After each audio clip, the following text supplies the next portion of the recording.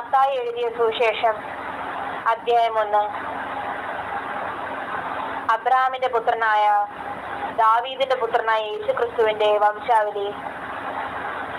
Abraham ഇസ്ഹാക്കിനെ ജനിപ്പിച്ചു, ഇസ്ഹാക്ക് യാക്കോബിനെ ജനിപ്പിച്ചു, യാക്കോബ് യഹൂദയെയും അവന്റെ സഹോദരന്മാരെയും ജനിപ്പിച്ചു, യഹൂദ താമാറിൽ പാരസിനെയും സാരകനെയും ജനിപ്പിച്ചു, പാരസ് എസ്രോനെ ജനിപ്പിച്ചു, എസ്രോൻ ആരാമിനെ ജനിപ്പിച്ചു, ആരാം അമീനാദാബിനെ ജനിപ്പിച്ചു, അമീനാദാബ് നാശോനെ ജനിപ്പിച്ചു, നാശോൻ സൽമോനെ ജനിപ്പിച്ചു, സൽമോൻ രഹാബിൽ ബോവസിനെ ജനിപ്പിച്ചു, ബോവസ് രുത്തിൽ ഒബേദിനെ ജനിപ്പിച്ചു, ഒബേദ് ഇശായി ജനിപ്പിച്ചു, ഇശായി ദാവീദ് രാജാവിനെ ജനിപ്പിച്ചു, ദാവീദ് ഊരിയാവിന്റെ ഭാര്യയായിരുന്നവളിൽ ശലോമോനെ ജനിപ്പിച്ചു, ശലോമോൻ രഹബ്യാമിനെ ജനിപ്പിച്ചു, രഹബ്യാം അബിയാവെ ജനിപ്പിച്ചു, അബിയാവ് ആസായെ ജനിപ്പിച്ചു, ആസ യോശാഫാത്തിനെ ജനിപ്പിച്ചു, യോശാഫാത്ത് യോരാമിനെ ജനിപ്പിച്ചു, യോരാം ഊസിയാവെ ജനിപ്പിച്ചു, ഊസിയാവ് യോധാമിനെ ജനിപ്പിച്ചു, യോധാം ആഹാസിനെ ജനിപ്പിച്ചു, ആഹാസ് ഹിസ്കിയാവെ ജനിപ്പിച്ചു, ഹിസ്കിയാവ് മനേശയെ ജനിപ്പിച്ചു, മനേശ ആമോസിനെ ജനിപ്പിച്ചു, ആമോസ് യോശിയാവെ ജനിപ്പിച്ചു, യോശിയാവ് യോഹന്യാവെയും അവന്റെ സഹോദരന്മാരെയും ബാബേൽ പ്രവാസകാലത്ത് ജനിപ്പിച്ചു. ബാബേൽ പ്രവാസം കഴിഞ്ഞിട്ട് യോഹന്യാവ് ശേൽത്തിയേലിനെ ജനിപ്പിച്ചു, ശേൽത്തിയേൽ സെരുബാബേലിനെ ജനിപ്പിച്ചു, സെരുബാബേൽ അബീഹൂദിനെ ജനിപ്പിച്ചു, അബീഹൂദ് എല്യാക്കീമിനെ ജനിപ്പിച്ചു, എല്യാക്കീം ആസോറിനെ ജനിപ്പിച്ചു, ആസോർ സാദോക്കിനെ ജനിപ്പിച്ചു, സാദോക്ക് ആഖീമിനെ ജനിപ്പിച്ചു, ആഖീം എലീഹൂദിനെ ജനിപ്പിച്ചു, എലീഹൂദ് എലിയാസിനെ ജനിപ്പിച്ചു, എലിയാസർ മഥാനെ ജനിപ്പിച്ചു, മഥാൻ യാക്കോബിനെ ജനിപ്പിച്ചു, യാക്കോബ് മറിയയുടെ ഭർത്താവായ യോസേഫിനെ ജനിപ്പിച്ചു, അവളിൽ നിന്ന് ക്രിസ്തു എന്ന പേരുള്ള യേശു ജനിച്ചു. ഇങ്ങനെ തലമുറകളാകെ എബ്രഹാം മുതൽ ദാവീദ് വരെ 14, ദാവീദ് മുതൽ ബാബേൽ പ്രവാസത്തോളം 14, ബാബേൽ പ്രവാസം മുതൽ ക്രിസ്തുവിനോളം 14 ആവുന്നു. എന്നാൽ യേശു ക്രിസ്തുവിന്റെ ജനനം ഇവണ്ണമായിരുന്നു. അവന്റെ അമ്മയായ മറിയ യോസേഫിനെ വിവാഹം നിശ്ചയിക്കപ്പെട്ട ശേഷം അവർ കൂടി വരും മുമ്പേ പരിശുദ്ധാത്മാവിനാൽ ഗർഭിണിയായി എന്ന് കണ്ടു. അവളുടെ ഭർത്താവായ യോസേഫ് നീതിമാനാകൊണ്ടും അവൾക്ക് ലോകബോധം വരുത്തുവാൻ അവന് മനസ്സിലായ കൊണ്ടും അവളെ ഗൂഢമായി ഉപേക്ഷിപ്പാൻ ഭാവിച്ചു. ഇങ്ങനെ ധരിച്ചിരിക്കുമ്പോൾ കർത്താവിന്റെ ദൂതൻ അവന് സ്വപ്നത്തിൽ പ്രത്യക്ഷനായി. ദാവീദിന്റെ മകനായ യോസേഫേ, നിന്റെ ഭാര്യയായ മറിയെ ചേർത്തുകൊള്ളുവാൻ ശങ്കിക്കേണ്ട. അവളിൽ ഉൽപാദിതമായത് പരിശുദ്ധാത്മാവിനാലാകുന്നു. അവളൊരു മകനെ പ്രസവിക്കും. അവൻ തന്റെ ജനത്തെ അവരുടെ പാപങ്ങളിൽ നിന്ന് രക്ഷിപ്പാനിരിക്ക കൊണ്ട് നീ അവന് യേശു എന്ന പേരിടണമെന്ന് പറഞ്ഞു. കന്യക ഗർഭിണിയായൊരു മകനെ പ്രസവിക്കും. അവന് ദൈവം നമ്മോടുകൂടെ എന്നർത്ഥമുള്ള ഇമ്മാനുവേൽ എന്ന പേർ വിളിക്കും എന്ന് കർത്താവ് പ്രവാചകൻ മുഖാന്തരം അരുളി ചെയ്തത് നിവൃത്തിയാകുവാൻ ഇതൊക്കെയും സംഭവിച്ചു. യോസേഫ് ഉറക്കമുണർന്നു. കർത്താവിന്റെ ദൂതൻ കൽപ്പിച്ചതുപോലെ ചെയ്തു. ഭാര്യയെ ചേർത്തുകൊണ്ടു. മകനെ പ്രസവിക്കും വരെ അവൻ അവളെ പരിഗ്രഹിച്ചില്ല. മകനെ അവൻ യേശു എന്ന പേർ വിളിച്ചു. അധ്യായം 2.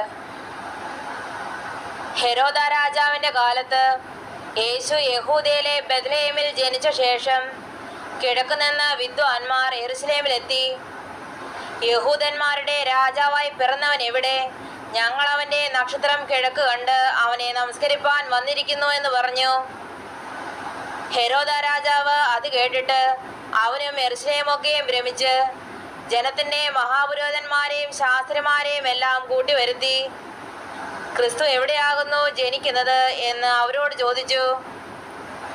അവർ അവനോട്, യഹൂദയിലെ ബെത്ലഹേമിൽ തന്നെ. യഹൂദദേശത്തിലെ ബെത്ലഹേമേ, നീ യഹൂദ പ്രഭുക്കന്മാരിൽ ഒട്ടും ചെറുതല്ല. എൻ്റെ ജനമായ ഇസ്രായേലിനെ മേപ്പാനുള്ള തലവൻ നിന്നിൽ നിന്ന് പുറപ്പെട്ടു വരും എന്നിങ്ങനെ പ്രവാചകൻ മുഖാന്തരം എഴുതിയിരിക്കുന്നു എന്ന് പറഞ്ഞു. എന്നാറെ ഹെരോദാവ് വിദ്വാൻമാരെ രഹസ്യമായി വിളിച്ച് നക്ഷത്രം വെളിവായ സമയം അവരോട് സൂക്ഷ്മമായി ചോദിച്ചറിഞ്ഞു. അവരെ ബെത്ലഹേമിലേക്ക് അയച്ചു. നിങ്ങൾ ചെന്ന് ശിശുവിനെക്കുറിച്ച് സൂക്ഷ്മമായി അന്വേഷിപ്പീൻ. കണ്ടെത്തിയാൽ ഞാനും ചെന്ന് അവനെ നമസ്കരിക്കേണ്ടതിന് വന്നെന്നെ അറിയിപ്പീൻ എന്ന് പറഞ്ഞു. രാജാവ് പറഞ്ഞത് കേട്ട് അവർ പുറപ്പെട്ടു.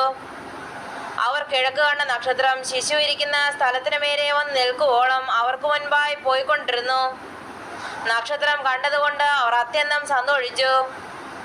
ആ വീട്ടിൽ ചെന്നു ശിശുവിനെ അമ്മയായ മറിയോടുകൂടെ കണ്ട് വീണവനെ നമസ്കരിച്ചു. നിക്ഷേപപാത്രങ്ങളെ തുറന്ന് അവന് പൊന്നും കുന്തിരുക്കവും മൂരും കാഴ്ചവെച്ചു. ഹെരോദാവിന്റെ അടുക്കൽ മടങ്ങിപ്പോകരുത് എന്ന് സ്വപ്നത്തിൽ അരുളപ്പാടുണ്ടായിട്ട് അവർ വേറെ വഴിയായി സ്വദേശത്തേക്ക് മടങ്ങിപ്പോയി.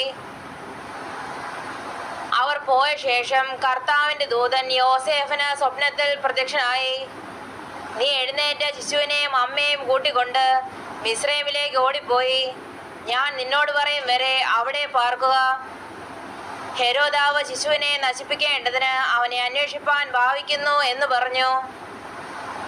അവൻ എഴുന്നേറ്റ് ശിശുവിനെയും അമ്മയും രാത്രിയിൽ തന്നെ കൂട്ടിക്കൊണ്ട് പുറപ്പെട്ട് മിസ്രൈമിലേക്ക് പോയി. ഹെരോദാവിന്റെ മരണത്തോളം അവൻ അവിടെ പാർത്തു. മിസ്രൈമിൽ നിന്ന് ഞാൻ എൻ്റെ മകനെ വിളിച്ചു വരുത്തി എന്ന് കർത്താവ് പ്രവാചകൻ മുഖാന്തരം അരുളി ചെയ്തത് നിവൃത്തിയാകുവാൻ സംഗതി വന്നു. വിദ്വാൻമാർ തന്നെ കളിയാക്കി എന്ന് ഹെരോദാവ് കണ്ട് വളരെ കോപിച്ചു. വിദ്വാൻമാരോട് ചോദിച്ചറിഞ്ഞ കാലത്തിനൊത്തവണ്ണം 2 വയസ്സും താഴെയുമുള്ള ആൺകുട്ടികളെയൊക്കെയും ബെത്ലഹേമിലും അതിൻ്റെ എല്ലാ അതിരുകളിലും ആളയച്ച് കൊല്ലിച്ചു. റാമയിൽ ഒരു ശബ്ദം കേട്ടു, കരച്ചിലും വലിയ നിലവിളിയും തന്നെ. റാഹേൽ മക്കളെ ചൊല്ലിക്കരഞ്ഞു. അവർ ഇല്ലാകയാൽ ആശ്വാസം കൈക്കൊള്ളുവാൻ മനസ്സില്ലാതിരുന്നു എന്ന് യിരെമ്യാ പ്രവാചകൻ മുഖാന്തരം അരുളി ചെയ്തത് അന്ന് നിവൃത്തിയായി. എന്നാൽ ഹെരോദാവ് കഴിഞ്ഞുപോയ ശേഷം കർത്താവിന്റെ ദൂതൻ മിസ്രൈമിൽ വെച്ച് യോസേഫിന് സ്വപ്നത്തിൽ പ്രത്യക്ഷനായി. ശിശുവിന് പ്രാണഹാനി വരുത്തുവാൻ നോക്കിയവർ മരിച്ചുപോയത് കൊണ്ട് നീ എഴുന്നേറ്റ് ശിശുവിനെയും അമ്മയും കൂട്ടിക്കൊണ്ട് ഇസ്രായേൽ ദേശത്തേക്ക് പോക എന്ന് പറഞ്ഞു. അവൻ എഴുന്നേറ്റ് ശിശുവിനെയും അമ്മയും കൂട്ടിക്കൊണ്ട് ഇസ്രായേൽ ദേശത്ത് വന്നു. എന്നാൽ യഹൂദയിൽ അർക്കലയാസ് തന്റെ അപ്പനായ ഹെരോദാവിന് പകരം വാഴുന്നു എന്ന് കേട്ടതുകൊണ്ട് അവിടെ പോകുവാൻ ഭയപ്പെട്ടു. സ്വപ്നത്തിൽ അരുളപ്പാടുണ്ടായിട്ട് ഗലീല പ്രദേശങ്ങളിലേക്ക് മാറിപ്പോയി. അവൻ നസ്രായനെന്ന് വിളിക്കപ്പെടുമെന്ന് പ്രവാചകന്മാർ മുഖാന്തരം അരുളി ചെയ്തത് നിവൃത്തിയാവാൻ തക്കവണ്ണം നസ്രയത്ത് എന്ന ഗ്രാമത്തിൽ ചെന്നു പാർത്തു. അധ്യായം 3. ആ കാലത്ത് യോഹന്നാൻ സ്നാപകൻ വന്ന് യഹൂദ്യ മരുഭൂമിയിൽ പ്രസംഗിച്ചു. സ്വർഗരാജ്യം സമീപിച്ചിരിക്കാൽ മാനസാന്തരപ്പെടുവീനെന്ന് പറഞ്ഞു. മരുഭൂമിയിൽ വിളിച്ചു പറയുന്നവന്റെ വാക്കാവിത്, കർത്താവിന്റെ വഴി ഒരുക്കി അവന്റെ പാത നിരപ്പാക്കുവൻ എന്നിങ്ങനെ യെശയ്യാ പ്രവാചകൻ പറഞ്ഞവൻ ഇവൻ തന്നെ. യോഹന്നാന് ഒട്ടകരോമം കൊണ്ടുള്ള ഉടുപ്പും അരയിൽ തോൽവാറുമുണ്ടായിരുന്നു. അവന്റെ ആഹാരമോ വെട്ടുക്കിളിയും കാട്ടുതേനുമായിരുന്നു. അന്ന് യെരൂശലേമിലും യഹൂദ ദേശക്കാരൊക്കെയും യോർദാന്റെ ഇരുകരയുമുള്ള എല്ലാ നാട്ടുകാരും പുറപ്പെട്ട് അവന്റെ അടുക്കൽ ചെന്നു. തങ്ങളുടെ പാപങ്ങളെ ഏറ്റുപറഞ്ഞുകൊണ്ട് യോർദാൻ നദിയിൽ അവനാൽ സ്നാനമേറ്റു. തന്റെ സ്നാനത്തിനായി പരീശരിലും സദൂക്കരിലും പലർ വരുന്നത് കണ്ടാറെ അവൻ അവരോട് പറഞ്ഞത്, സർപ്പസന്തതികളെ, വരുവാനുള്ള കോപത്തെ ഒഴിഞ്ഞ് ഓടിപ്പോകുവാൻ നിങ്ങൾക്ക് ഉപദേശിച്ചു തന്നതാർ. മാനസാന്തരത്തിന് യോഗ്യമായ ഫലം കായ്പേൻ. അബ്രഹാം ഞങ്ങൾക്ക് പിതാവായിട്ടുണ്ട് എന്ന് ഉള്ളം കൊണ്ട് പറവാൻ തുനിയരുത്. ഈ കല്ലുകളിൽ നിന്ന് അബ്രഹാമിന് മക്കളെ ഉളവാക്കുവാൻ ദൈവത്തിന് കഴിയുമെന്ന് ഞാൻ നിങ്ങളോട് പറയുന്നു. ഇപ്പോൾ തന്നെ വൃക്ഷങ്ങളുടെ ചുവട്ടിന് കോടാലി വെച്ചിരിക്കുന്നു. നല്ല ഫലം കായ്ക്കാതെ വൃക്ഷമെല്ലാം വെട്ടി തീയിലിട്ട് കളയുന്നു. ഞാൻ നിങ്ങളെ മാനസാന്തരത്തിനായി വെള്ളത്തിൽ സ്നാനമേൽപ്പിക്കുന്നതേ ഉള്ളൂ. എൻ്റെ പിന്നാലെ വരുന്നവനോ എന്നേക്കാൾ ബലവാനാകുന്നു. അവന്റെ ചെരുപ്പ് ചുമപ്പാൻ ഞാൻ മതിയായവനല്ല. അവൻ നിങ്ങളെ പരിശുദ്ധാത്മാവിലും തീയിലും സ്നാനമേൽപ്പിക്കും. വീശുമുറം അവന്റെ കയ്യിലുണ്ട്. അവൻ കളത്തെ മുറ്റും വെടുപ്പാക്കി കോതമ്പ് കളപ്പുരയിൽ കൂട്ടിവെക്കുകയും പതിർക്കെടാത്ത തീയിലിട്ട് ചുട്ടുകളയുകയും ചെയ്യും. അനന്തരം യേശു യോഹന്നാനാൽ സ്നാനമേൽക്കുവാൻ ഗലീലയിൽ നിന്ന് യോർദാൻ കരെ അവന്റെ അടുക്കൽ വന്നു. യോഹന്നാനോ അവനെ വിലക്കി, നിന്നാൽ സ്നാനമേൽക്കുവാൻ എനിക്ക് ആവശ്യം, പിന്നെ നീ എൻ്റെ അടുക്കൽ വരുന്നുവോ എന്ന് പറഞ്ഞു. യേശു അവനോട്, ഇപ്പോൾ സമ്മതിക്ക, ഇങ്ങനെ സകല നീതിയും നിവർത്തിക്കുന്നത് നമുക്ക് ഉചിതമെന്ന് ഉത്തരം പറഞ്ഞു. എന്നാറെ അവനവനെ സമ്മതിച്ചു. യേശു സ്നാനമേറ്റ ഉടനെ വെള്ളത്തിൽ നിന്ന് കയറി.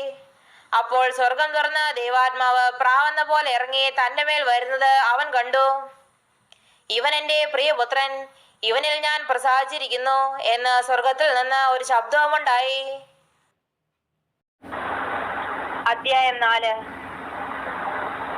അനന്തരം പിശാചിനാൽ പരീക്ഷിക്കപ്പെടുവാൻ യേശുവിനെ ആത്മാവ് മരുഭൂമിയിലേക്ക് നടത്തി. അവൻ 40 പകലും 40 രാവും ഉപവസിച്ച ശേഷം അവന് വിശന്നു. അപ്പോൾ പരീക്ഷകൻ അടുത്തു വന്ന്, നീ ദൈവപുത്രനെങ്കിൽ ഈ കല്ല് അപ്പമായി തീരുവാൻ കൽപ്പിക്കുക എന്ന് പറഞ്ഞു. അതിന് അവൻ, മനുഷ്യൻ അപ്പം കൊണ്ട് മാത്രമല്ല ദൈവത്തിന്റെ വായിൽ കൂടി വരുന്ന സകല വചനം കൊണ്ടും ജീവിക്കുന്നു എന്ന് എഴുതിയിരിക്കുന്നു എന്ന് ഉത്തരം പറഞ്ഞു.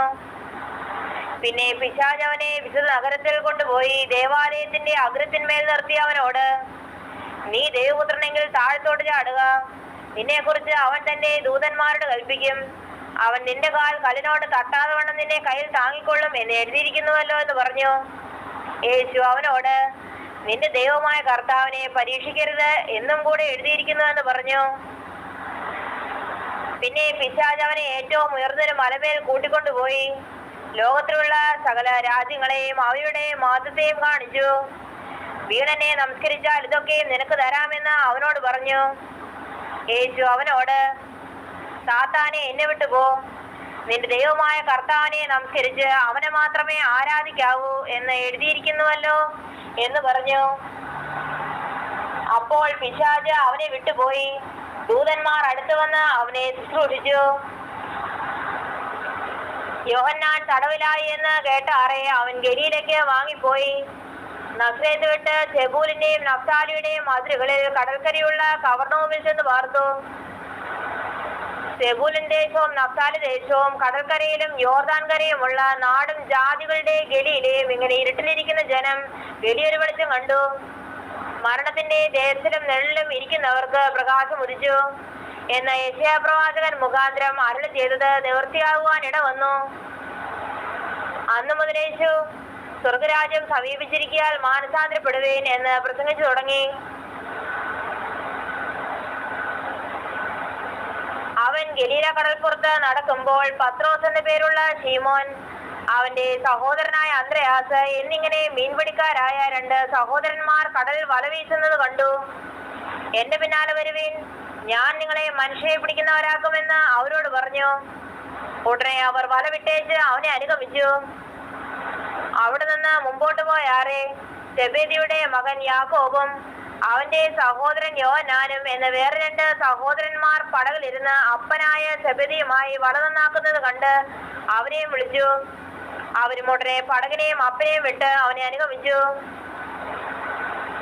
പിന്നെ യേശു ഗലീലയിലൊക്കെയും ചുറ്റി സഞ്ചരിച്ചുകൊണ്ട് അവരുടെ പള്ളികളിൽ ഉപദേശിക്കുകയും രാജ്യത്തിന്റെ സുവിശേഷം പ്രസംഗിക്കുകയും ജനത്തിലുള്ള സകല ദീനത്തെയും വ്യാധിയും സൗഖ്യമാക്കുകയും ചെയ്തു. അവന്റെ ശ്രുതി സുറിയയിലൊക്കെയും പരന്നു. നാനാവ്യാധികളാലും ബാധകളാലും വലഞ്ഞവർ, ഭൂതഗ്രസ്തർ, ചന്ദ്രരോഗികൾ, പക്ഷവാതക്കാർ, ഇങ്ങനെ സകലവിധ ദീനക്കാരെയും അവന്റെ അടുക്കൽ കൊണ്ടുവന്നു. അവൻ അവരെ സൗഖ്യമാക്കി. ഗലീല, ദെക്കപ്പോലി, യെരുശലേം, യഹൂദ്യ, യോർദാൻ കരെ എന്നീ ഇടങ്ങളിൽ നിന്ന് വളരെ പുരുഷാരം അവനെ പിന്തുടർന്നു.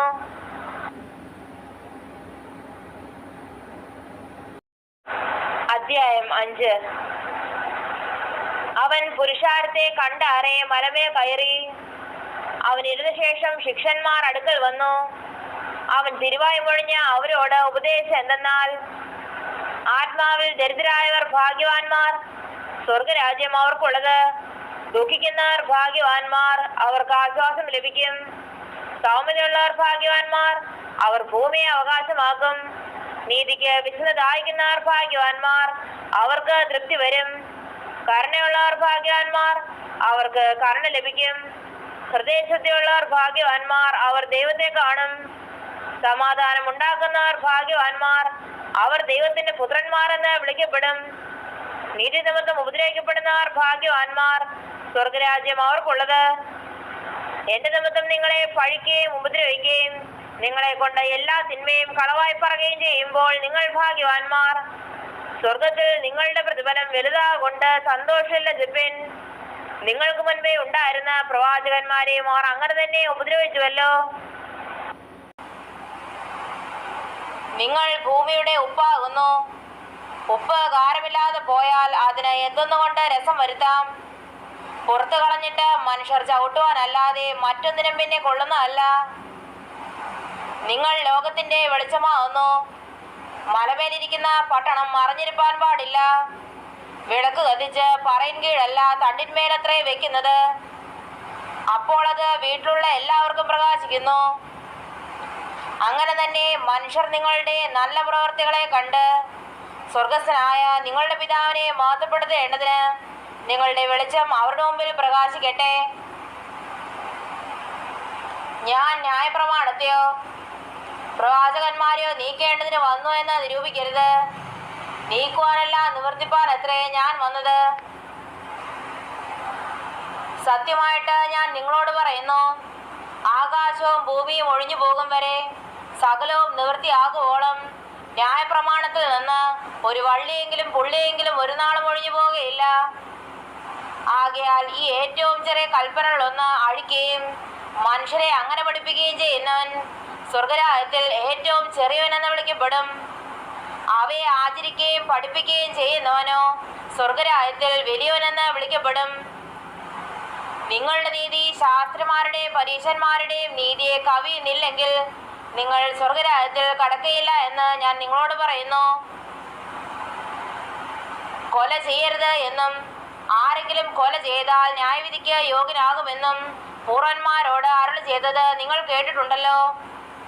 ഞാനോ നിങ്ങളോട് പറയുന്നത്, സഹോദരനോട് കോപിക്കുന്നവനെല്ലാം ന്യായവിധിക്ക് യോഗ്യനാകും. സഹോദരനോട് നിസ്സാര എന്ന് പറഞ്ഞാലോ ന്യായാധിപസഭയുടെ മുമ്പിൽ നിൽക്കേണ്ടി വരും. മൂട എന്ന് പറഞ്ഞാലോ അഗ്നിനരകത്തിന് യോഗ്യനാകും. ആകയാൽ നിന്റെ വഴിപാട് യാഗപീഠത്തെങ്കിൽ കൊണ്ടുവരുമ്പോൾ സഹോദരന് നിന്റെ നേരെ വല്ലതുമുണ്ടെന്ന് അവിടെ വെച്ച് ഓർമ്മ വന്നാൽ നിന്റെ വഴിപാട് അവിടെ യാഗപീഠത്തിന്റെ മുൻപിൽ വെച്ചേച്ച് ഒന്നാമത് എന്ന് സഹോദരനോട് നിരന്നുകൊള്ളുക. പിന്നെ വന്ന് നിന്റെ വഴിപാട് കഴിക്കുക.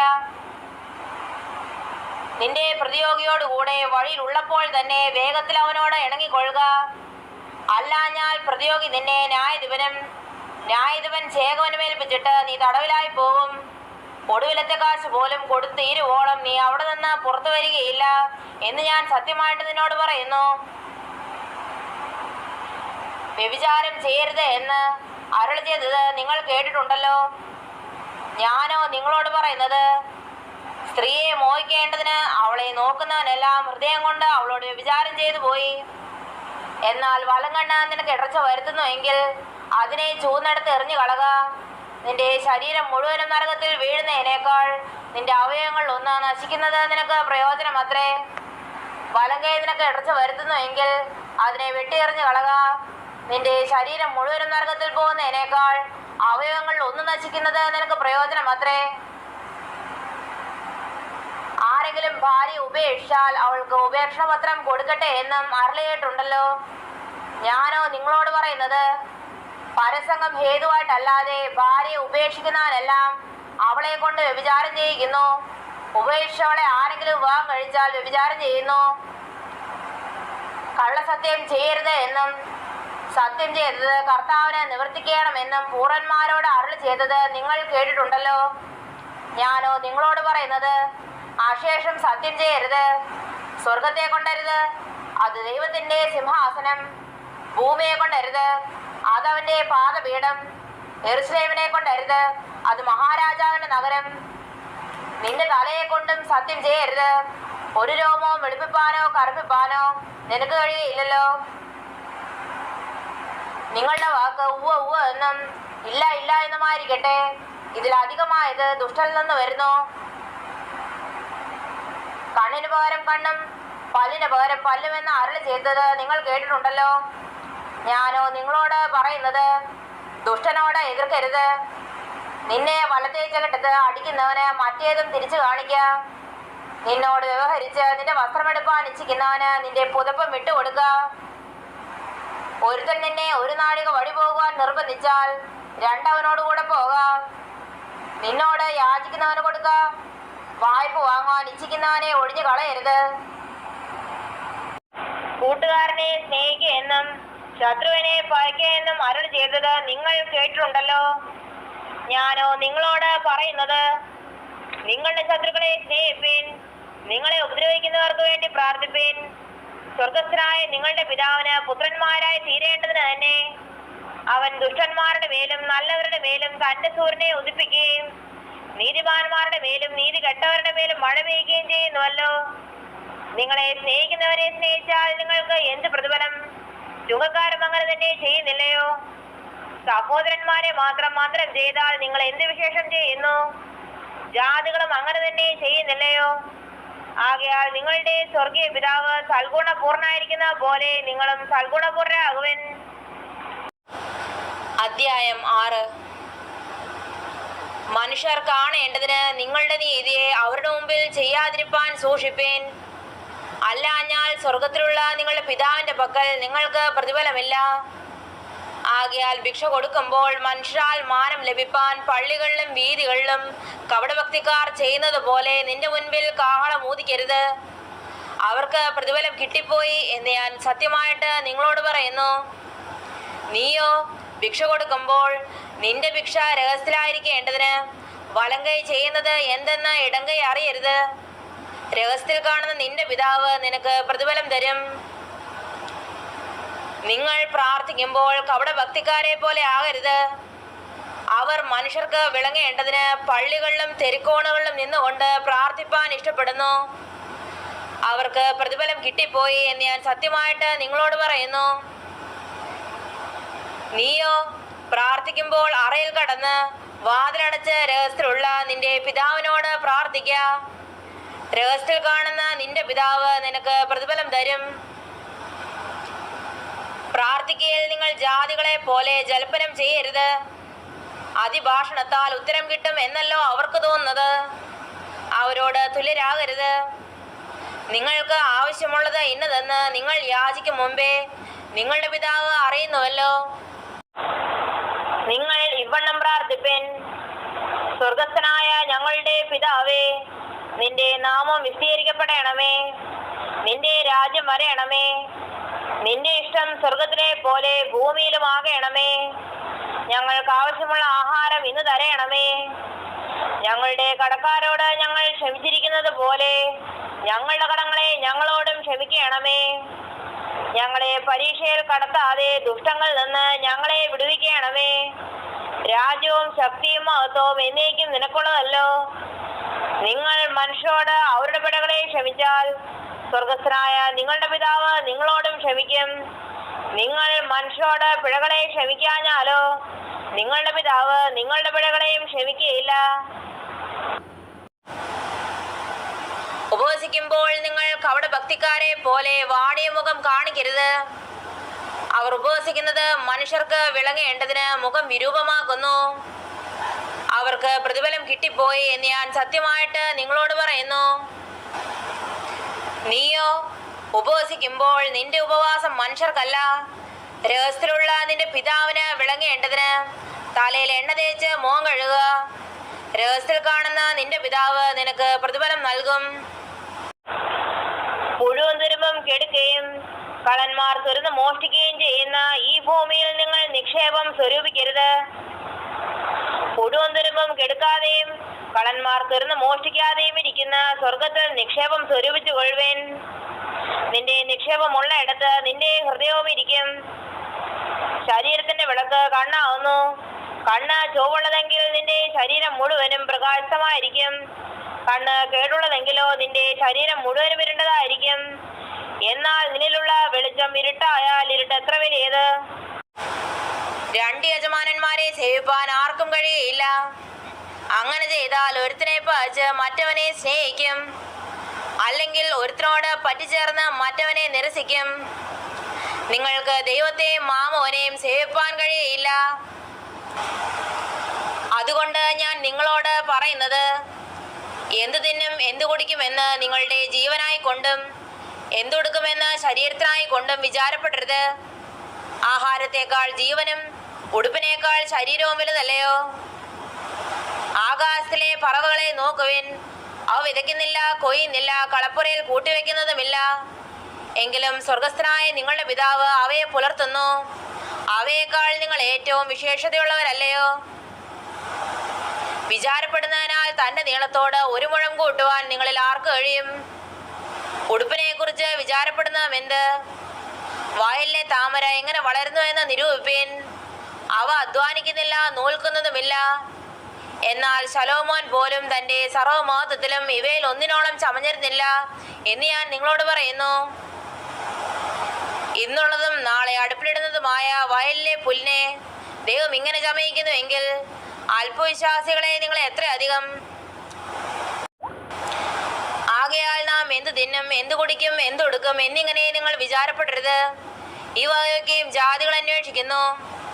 സ്വർഗസ്ഥനായ നിങ്ങളുടെ പിതാവ് ഇതൊക്കെയും നിങ്ങൾക്ക് ആവശ്യമെന്നറിയുന്നുവല്ലോ. മുൻപേ അവന്റെ രാജ്യവും നീതിയും അന്വേഷിപ്പേൻ, അതോടുകൂടെ ഇതൊക്കെയും നിങ്ങൾക്ക് കിട്ടും. അതുകൊണ്ട് നാളേക്കായി വിചാരപ്പെടരുത്. നാളത്തെ ദിവസം തനിക്കായി വിചാരപ്പെടുമല്ലോ. അതത് ദിവസത്തിന് അന്നന്നത്തെ ദോഷം മതി. അധ്യായം 7. നിങ്ങൾ വിധിക്കപ്പെടാതിരിക്കേണ്ടതിന് വിധിക്കരുത്. നിങ്ങൾ വിധിക്കുന്ന വിധിയാൽ നിങ്ങളെയും വിധിക്കും. നിങ്ങൾ അളക്കുന്ന അളവിനാൽ നിങ്ങൾക്കും അളന്നു കിട്ടും. എന്നാൽ സ്വന്തം കണ്ണിലെ കോലോർക്കാതെ സഹോദരന്റെ കണ്ണിലെ കരട് നോക്കുന്ന എന്ത്?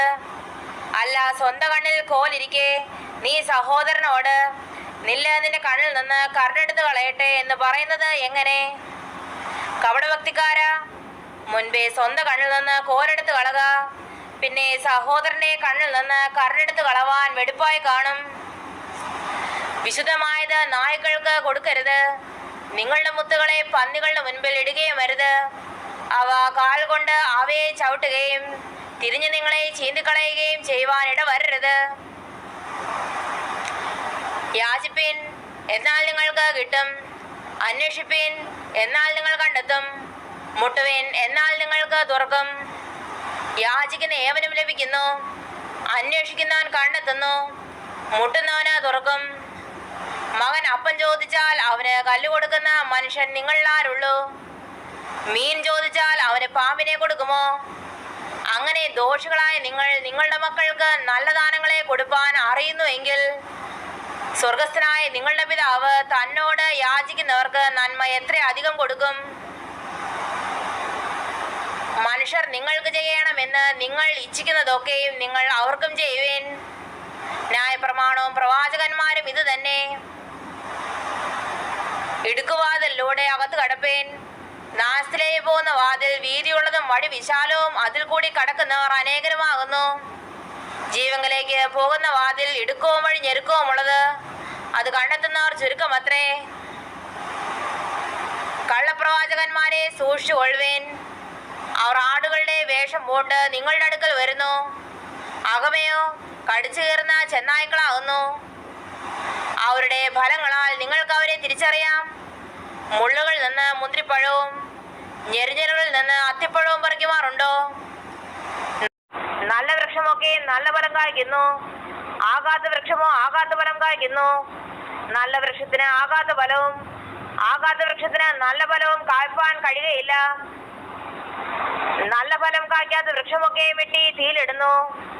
ആകയാൽ അവരുടെ ഫലത്താൽ നിങ്ങൾ അവരെ തിരിച്ചറിയും. എന്നോട് കർത്താവേ കർത്താവേ എന്ന് പറയുന്നവൻ ഏവനുമല്ല, സ്വർഗസ്ഥനായ എന്റെ പിതാവിന്റെ ഇഷ്ടം ചെയ്യുന്നവൻ അത്രേ സ്വർഗരാജ്യത്തിൽ കടക്കുന്നത്. കർത്താവേ കർത്താവേ, നിന്റെ നാമത്തിൽ ഞങ്ങൾ പ്രവചിക്കുകയും നിന്റെ നാമത്തിൽ ഭൂതങ്ങളെ പുറത്താക്കുകയും നിന്റെ നാമത്തിൽ വളരെ വീരപ്രവൃത്തികൾ പ്രവർത്തിക്കുകയും ചെയ്തില്ലയോ എന്ന് പലരും ആ നാളിൽ എന്നോട് പറയും. അന്ന് ഞാൻ അവരോട്, ഞാൻ ഒരു നാളും നിങ്ങളെ അറിഞ്ഞിട്ടില്ല, അധർമ്മം പ്രവർത്തിക്കുന്നവരെ എന്നെ വിട്ടു പോകുവേൻ എന്ന് തീർത്തു പറയും. ആകയാൽ എൻ്റെ ഈ വചനങ്ങളെ കേട്ട് ചെയ്യുന്നവനൊക്കെയും പാറമേൽ വീട് പണിത് ബുദ്ധിയുള്ള മനുഷ്യനോട് തുല്യനാകുന്നു. വൻമഴ ചൊരിഞ്ഞ് നദികൾ പൊങ്ങി കാറ്റടിച്ച് ആ വീട്ടിന്മേൽ അലച്ചു. അത് പാറമേൽ അടിസ്ഥാനമുള്ളതാകിയാൽ വീണില്ല. എൻ്റെ ഈ വചനങ്ങളെ കേട്ട് ചെയ്യാത്തവനൊക്കെ മണൽമേൽ വീട് പണിത മനുഷ്യനോട് തുല്യനാകുന്നു. വൻമഴ ചൊരിഞ്ഞ് നദികൾ പൊങ്ങി കാറ്റടിച്ച് ആ വീട്ടിന്മേൽ അലച്ചു. അത് വീണു. അതിന്റെ വീഴ്ച വലിയതായിരുന്നു. ഈ വചനങ്ങളെ യേശു പറഞ്ഞു തീർന്നപ്പോൾ പുരുഷാരം അവന്റെ ഉപദേശത്തിൽ വിസ്മയിച്ചു. അവരുടെ ശാസ്ത്രിമാരെ പോലെയല്ല, അധികാരമുള്ളവനായിട്ടത്രേ അവൻ അവരോട് ഉപദേശിച്ചത്.